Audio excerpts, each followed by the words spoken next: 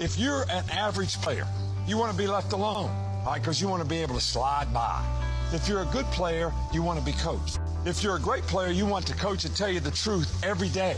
Did I hustle on that play? Did I make the right read? Did I play the guy with the right leverage? You want to know every play. Because you know why? They want to be perfect. Everybody here makes a choice to do one of those three things. Welcome to the GOAT Consulting Podcast, a podcast dedicated to people striving to be a GOAT, the greatest of all time, serving it up in a way that you can get it in all stages of life. Hey, I'm Colby Jubenville, and welcome to another episode of the GOAT Consulting Podcast, right here at VC Productions in studio in Nashville, Tennessee. We got a great show for you today. At the table, as always, is my good friend, today wearing the branded GOAT wear. Bringing it back. How many jobs you get done this week? I don't know. Tyler Burnett, he doesn't know. We're going to move forward with that. To the left, always there with me, he's the calming force to the show. He's the LinkedIn whisperer. He's got a new friend at the table with him, another triathlete, marathoner in the book. So we're excited to talk about that. But John Byers, we're so glad you're here today with a shirt that says "Believe." We'll talk about that in just a second. I got to get to our esteemed guest. We've got a good friend of mine, and he's a friend of the show. His name is Jeremey Qualls. And Jeremy is the executive director of CTE and the Entrepreneurship and Innovation Center right here in Williamson County, among so many other things. And I'm a casual observer of people. Bless you. And I noticed, you, so thank you for setting the stage for that. I noticed there was a box of Kleenex on your dash. When you parked your car.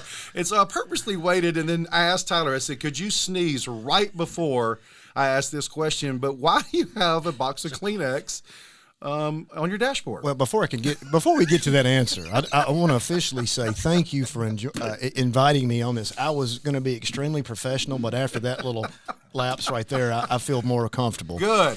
Honestly, we want our guests to feel comfortable. You did that. I've got like a mom van, right? I'm a dad guy, and I've got 3 kids, and it's just like constant snot and snorting all the time. So my wife put that up there for me, and I'm just call it like it is. Wear the flag proudly. The team approach in the Qualls household, I love that. That certainly is part of what it takes to be a GOAT.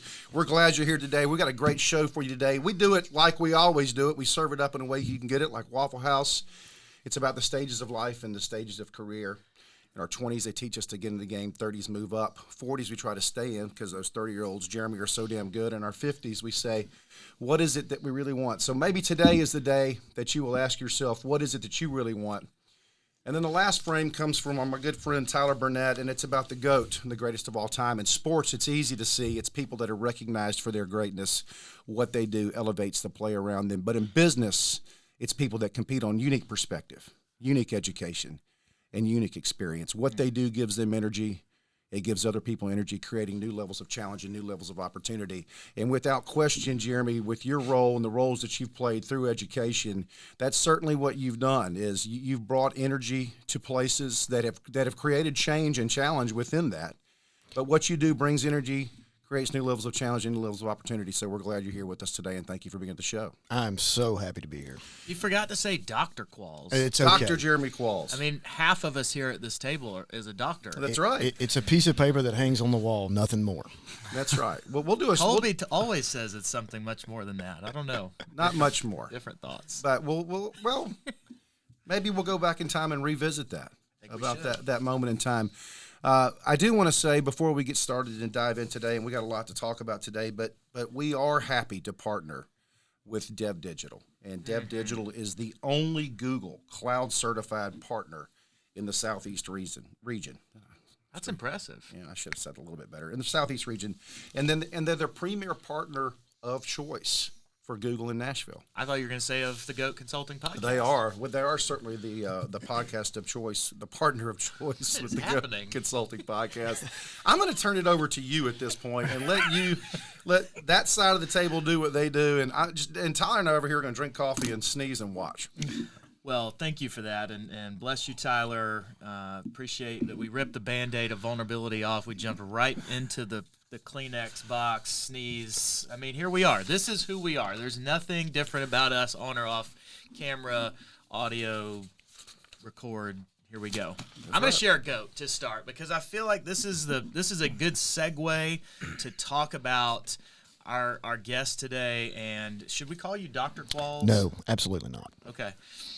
Dr. Qualls, I am so much to unpack, so excited. And here in just a second, I'm going to ask you to kind of catch us. In fact, maybe we'll do that first. Yeah, I think that's right. To stay in line with our guest framework and how we honor our guests. Take a few minutes here to catch us up to today. This seat that you're sitting in with your road ID on your Apple Watch. I think that's an Apple Watch. Catch us up to today. How did you get here? And it is, again, just so great to have you on the show. You know, I'm sitting here amongst this greatness, and I'm wondering the same thing. How am I sitting at this table? But you elevate it. It's really all about networking. That's what a lot of people, forget is that the most important lesson I've ever learned from my father is it's not what you know, it's who you know. It's about the networking relationship piece. And if you never forget that, you treat people accordingly and everything always works out. Enter Colby into the EIC through a mutual friend of ours, and the rest was history. I mean, it was going to be a 30-minute meeting, and next thing you know, we're bro hugging it out in the parking lot 3 hours later. So I really, honestly, I want to be around motivated people because it makes me want to remain and attempt to be as motivated as possible. And that's not a knock on, it's not an arrogant statement.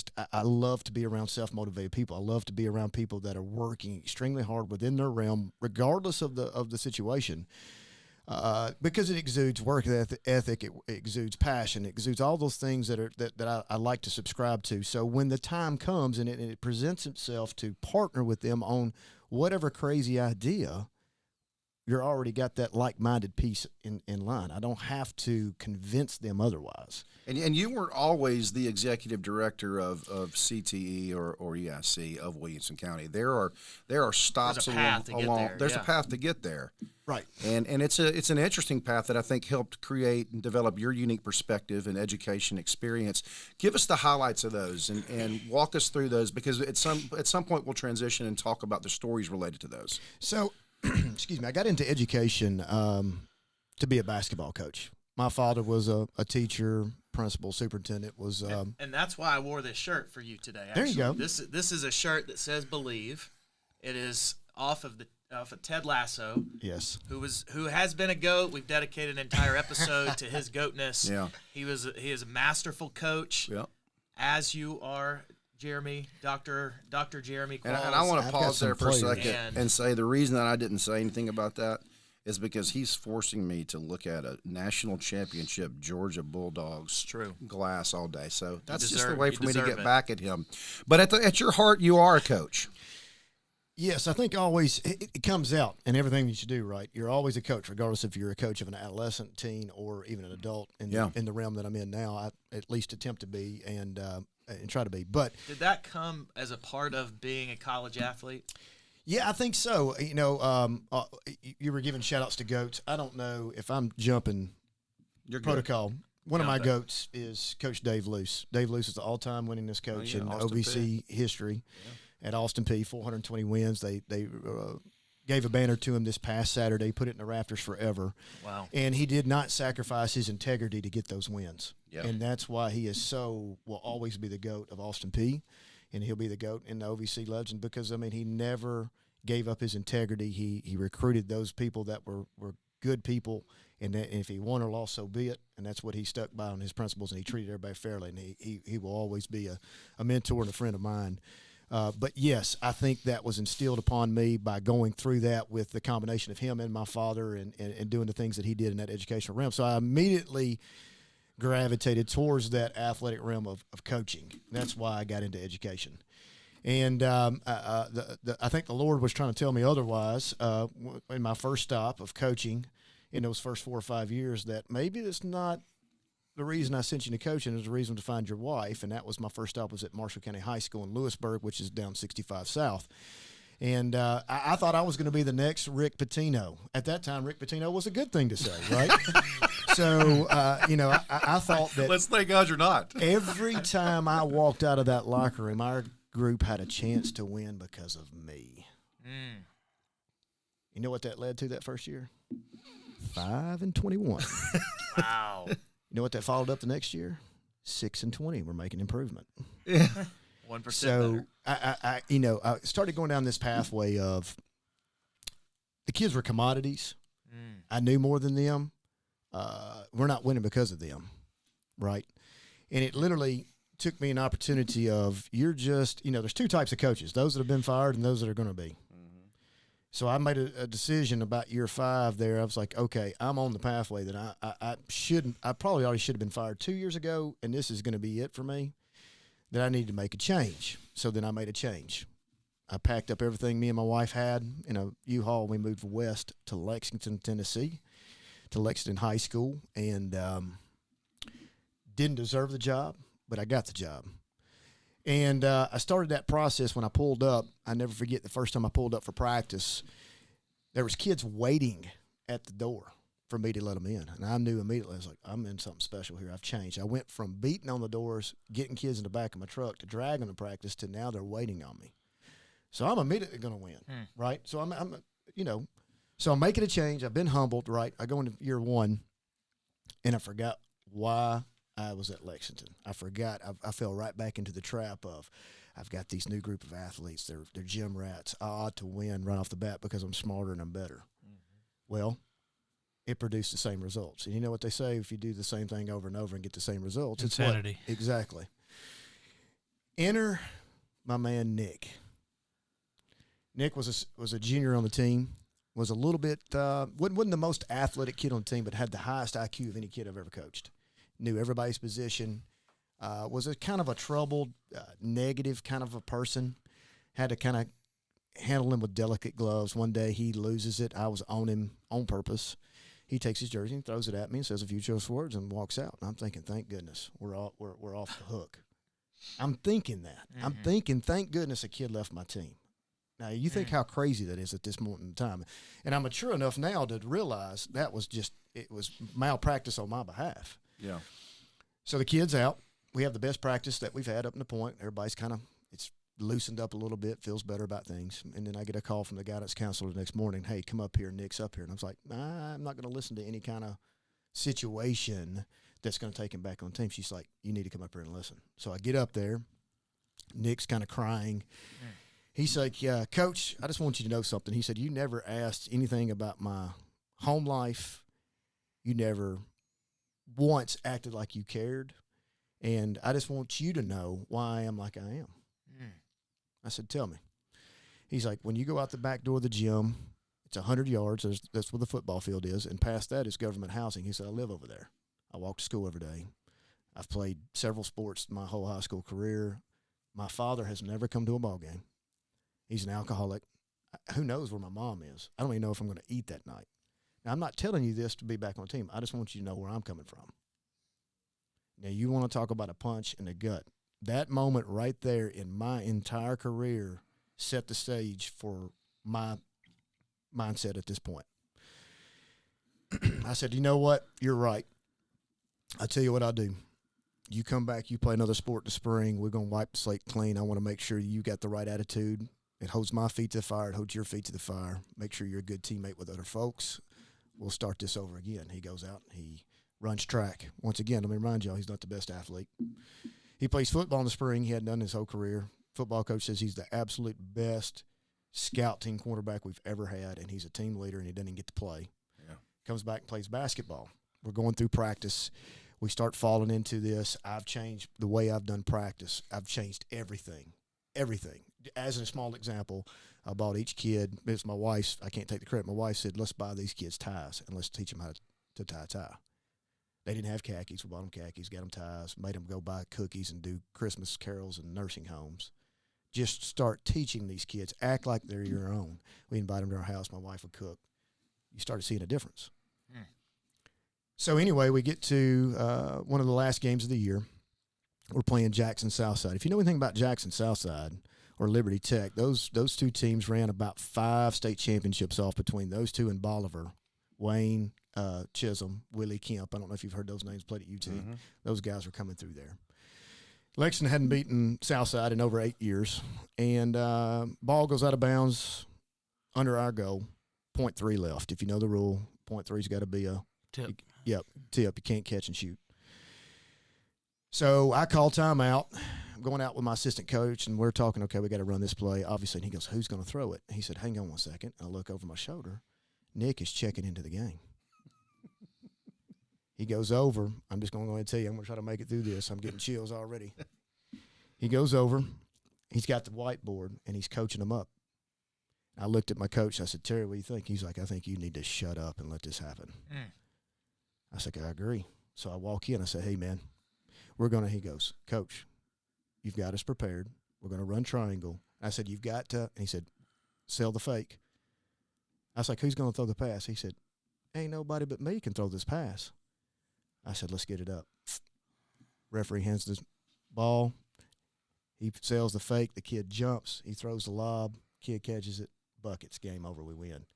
Everybody goes, storms the floor for the guy that hit the bucket. I go straight to Nick. He's coming straight to me. We're both crying like babies. Jeez. And I said, dude. He's like, you changed my life. I was like, no, you changed mine. Wow.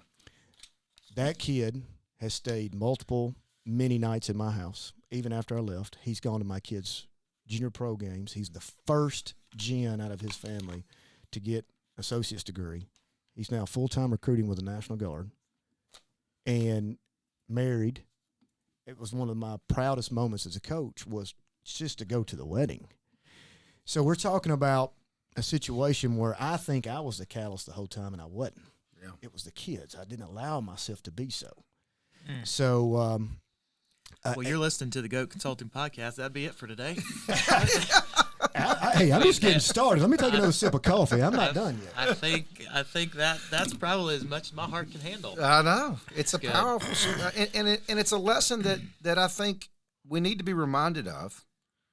And I think it's a lesson that probably at some point in all of our careers, a 30-year teacher that has now gotten to a place in their life where they're going through the motions and doesn't see a way out. A person that's been working for 15 years that says, hey, this is all I can do. And it's that one, we talk about defining moments in, I wrote down. yeah, in other episodes. And certainly that set the trajectory for the rest of your career or the rest of your career up to this point. Well, you've got two defining moments that I picked out. You may identify even more through that one snippet of a story with Nick, but obviously that moment in the counselor's office when he shares his story, and then you had the other moment where I think it was your assistant coach that said, you just need to shut up and let this happen. Yeah. I mean, the whole time I'm just I'm thinking this from the moment that you were in that counselor's office, the amount of uncomfortable feelings that had to be coming up in you there. And one thing I've learned recently about uncomfortable feelings that they're really signposts. And rather than stiff arm them, if we let them, they can lead us in the direction of our values. And I feel like, I don't want to make this up about your story, but I feel like if it were me in that, leaning into those uncomfortable feelings, letting them guide the path, learning from it, and that to me was really meaningful. Well, it's failing forward, right? I mean, I'm a fighter. I mean, I'm a burn victim. I'm not even supposed to be here. At 4 years old, I was burnt, right? And I'm not asking for empathy or sympathy. I've had to fight my whole life, and I all of a sudden forgot and got entitled and arrogant. Ignorance and arrogance are the worst combination you can possibly have, and I had them both, right? I had both those traits.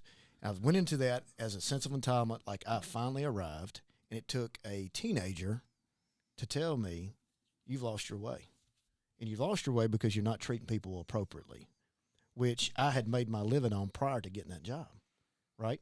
So I was, I'm like, I'm Nick. I'm a fighter. Now, I had both my parents. I had a great setting, but I had to fight, right? I had to fight the perception of my father was an educator. My father was superintendent. My father was commissioner of education when Ray McWhorter was governor.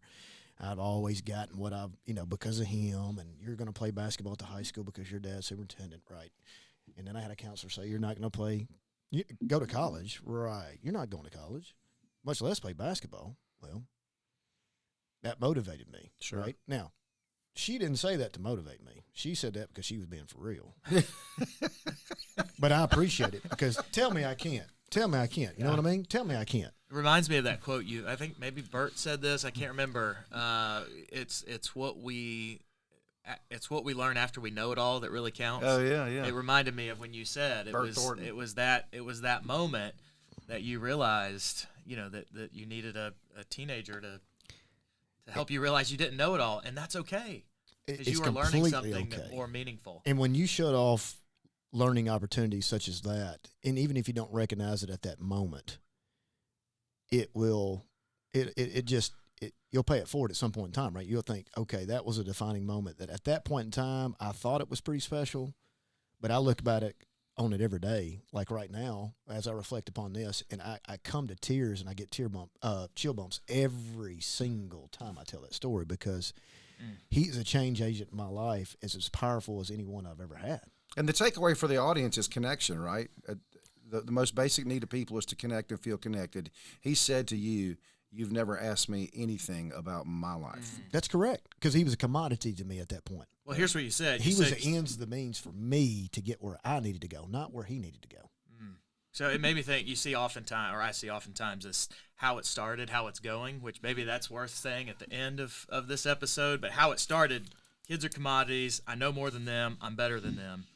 And then you had this defining moment, and maybe we'll catch up at the very end of this, but to me the takeaway was how I interact with my own kids. Because I think, and I say this with plenty of shame and moments that you had up to that point, but I say this in a way that I'm not proud of, but I think I've got a 16-year-old now, and I'm just realizing, and as I'm in the middle of these counselor office moments with all my kids where they're real humans. Yeah. And I'm having conversations that are connected and meaningful when I think up to their life, I've just kind of seen them as not human, like kids, right? Like they're two separate things or something. Yeah. And again, I'm not saying this proudly, but I'm saying is I kind of view this now very probably somewhat similar to that's my takeaway from your story. These are real humans and people that have stories of their own, and part of that I've messed up and leaned into, and there's meaning to those. Yeah, I reflect about what you're saying and try to apply that to the Nick scenario, and even my son. Last night we take the first ever high school. Going up and looking at the rising freshman. Yeah, night. you've got an 8th grader. How's this even possible, right? And then I all of a sudden have to separate myself and my professional side to saying, okay, I got to be a dad. I got to be a dad to him. And he's really nervous, and he's thinking he's trying to make, making choices based on. I said, son, you can't make a wrong choice. You're going to be fine either way you go. So you make something that you feel comfortable with, and let's do it. We'll be fine with it. And it goes back to the Nick moment, right? I mean, put my son in Nick's shoes. You're just my son. You're a commodity. Whatever. Get in here. I'm going to put. You have to make sure. I try to apply that to every scenario. I have a Nick check every now and then, right? I'll check that. Oh, sure. Hey, I'm trying to get this teacher to do something. Have I inquired about their life? Do I even know anything about their personal life? Do they think I care about them, or am I just another pusher? I mean, there's nothing more I hate in this business than a button pusher. Well, Right? it sounds to me like the biggest thing I hear is boss versus leader. And a boss can tell you what to do. Hey, you go run this play, or hey, you do this, and a leader is like, I'm gonna prepare you, and I'm gonna empower you, so that when the time comes, you can go. You said the key word is empowering. And in my profession, the GOAT guy that I've ever worked with, I went in and said, hey, boss, I want to do this, this, and this. He said, why are you asking?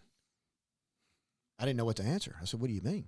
He's like, I hired you to do a job. Go do it. And that makes you want to go lay out in the road for that guy. Oh, yeah. And it's the hardest thing to do in business and coaching or whatever. It's the empowering people. You think that I'm the man. I'm going to make the decisions. But, one can only go so far versus if you have, on a basketball team 5 or 11 or whatever sport or whatever team, business, how many ever people under you selling. If you don't empower your people and train them and put them in the best positions to win, then you're never going to win.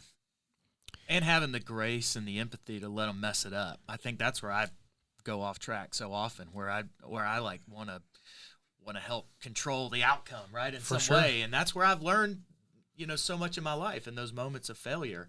So you talked about a GOAT. Would love for you to, one of the ways that we honor our guests, Jeremy, is we ask them to give us their definition of a goat. So would love to hear yours. I feel like we just kind of danced all around that. We right? did. In the professional realm, a goat to me is no doubt is having enough, self-confidence and self-pride to empower others. You don't have to be ego-driven, right? To me, that is a true definition of goat in every sense of the word. Our profession does not necessarily lend that. It's a little bit siloed sometimes, and we tend to get power hungry, and we forget the staffs that we're around. If you empower your staff and have enough confidence to allow that to happen, that everybody shares the glory, you'll be 10 times more successful. Having enough self-confidence to empower others. Because sometimes when you delegate, the perception could be he doesn't know what he's doing, or he doesn't. But no, it's not about that. I trust my team so much that I allow them to flourish alongside. So you shared a goat earlier. You said one of my goats. So does that mean you have multiple goats? I've got multiple, yes. My father will always be a goat to me. The older I get, the wiser he is, right? And I had an opportunity to go when he was doing lobbying post-career as a consultant, post his professional career. And, he had always told me these stories, not out of arrogance, but of integrity issues and how he held tight to his integrity in the lobbying profession, which could be somewhat shady. And I didn't know a ton about that business really, but when I go up onto Capitol Hill with him and I see how those people talk to him, those legislators, there is definitely a sense of what you get with Wayne Qualls is what you're going to get. There is no. And I don't know that I'd ever say this to his face. I hope he never hears this because I'd never give him the satisfaction. But he is definitely he's a goat, man. That guy, he's special, and he's special to me, and he's special to a lot of people. But he really is. He really is just tons of stories, tons of self-deprecating stories of, hey, let me just tell you, I failed at this, and don't want you to fall in that pitfall. But it wouldn't hurt you if you did, because every now and then you need to be humbled, son. Yeah. He has an old saying, now we're country folk, that, you get knocked down in the mud with the pigs. That doesn't mean you got to roll around with them. That's right. So, he used to say stuff like all the time. So what is he talking about? That I'm sitting here now as a grown man with my children. Wow. I'm driving, 2 hours around a day in my trip every day. And I'm sitting there thinking, makes sense. Mm-hmm. As I'm trying to teach my son. Reminds me of Coach Pete. Yeah. So I'll bring it back. Another goat. So him and Coach Luce, which I mentioned earlier, both because of integrity issues. Those are my two goats. Okay. All right, I'm going to share a goat before Colby cuts us off here.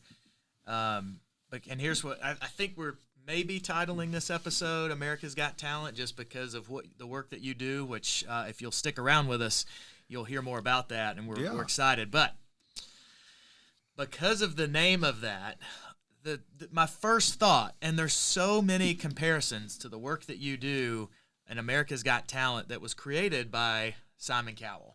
Yeah, which and is I thought ironic. He is the GOAT of identifying talent, which is what you do. And so I garnered 3 comparisons. Which, by the way, and I mean, Simon Cowell does it within 3 minutes, right? Yeah. Within 3 minutes, he's identifying goats, and it started years and years and years back, even before 2002 American Idol, which now we're on season like 57. I don't even know how that happens. Scary. But so 3 things that remind me of Simon Cowell when I look at Dr. Jeremey Qualls. Number 1, they are incredible at identifying talent. Number 2, they've created a platform that enables kids to identify their own talent. And number 3, they're both worth more than $600 million. So those are the I've been compared to a lot of things, fellas.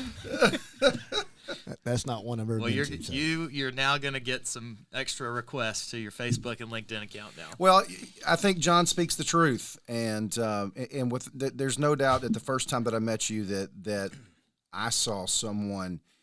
There's very few people on this planet that know how to pull it out of other people and can serve it up in a way that people can get it and really create change. And so we're going to set the stage. We hope that you'll stay with us in this next episode, part 2, with Dr. Jeremey Qualls and America's Got Talent.